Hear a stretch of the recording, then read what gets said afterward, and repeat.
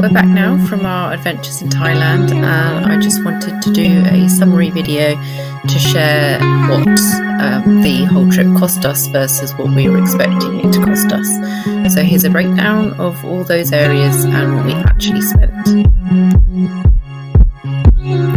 So as I said in this earlier video, our flights came in at £3,933 with Turkish Airways flying from London Heathrow into Phuket and then coming home from Bangkok.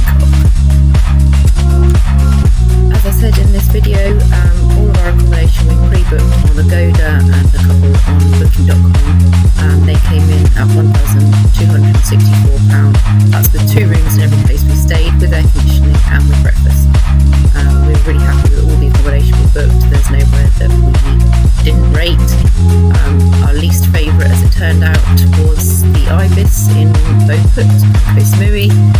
The reason for that is that it was the least Thai hotel that we stayed in, and it was very westernised, which we thought we'd like at the end of our trip, but actually it turned out that we really liked the Thai style accommodation.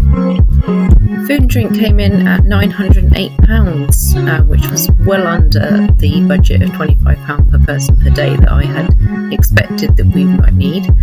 That was just for lunch and dinner, because everywhere we stayed included breakfast. But the price of food is really, really reasonable, particularly if you're not eating Western food.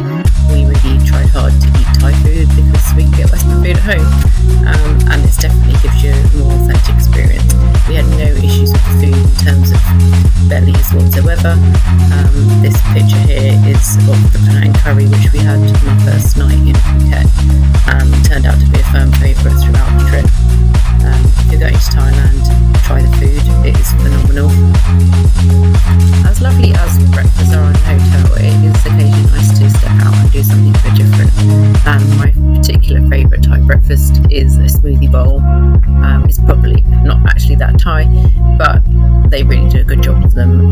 These are about 250 baht, so about a fiver, which is expensive in Thai terms, but I did have a couple of these on the way. This isn't included as part of our budget, this is personal spending, so this is a treat to myself. Oh no! This is a breakdown of the activities and excursions we did whilst we were on our trip in Thailand. Top tip for you, booking through Agoda or booking.com for some of these activities actually worked out cheaper than going directly to the company themselves.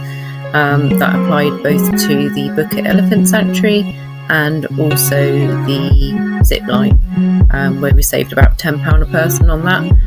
That was the most expensive activity we did, so saving that money made a difference. Overall, I'd say it was probably travel that I had under budgeted for, mainly because I hadn't anticipated how much more expensive tuk-tuks and taxis were in the island and big touristy spots, particularly compared with what they costed in Bangkok. Having finished our trip in Bangkok, we realised that we had been paying a lot more during our trip in the tourist destinations, but I suppose that is to be expected. When I say it's more expensive, it is still pretty cheap compared with the UK.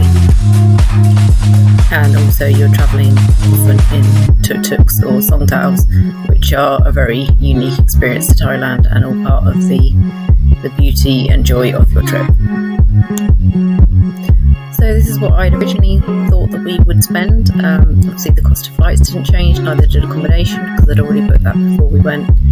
But the rest of it, as you can see, we came in about £700 under our predicted budget. So £1,826 per person. That's for 18 nights with everything. I don't think you can beat that on an all-inclusive 2-week holiday in Europe. So my pledge to you is to give it a go. Come with your family and you'll have an amazing time. It really isn't that difficult to organise. And if you've got any questions, I'd be happy to answer them.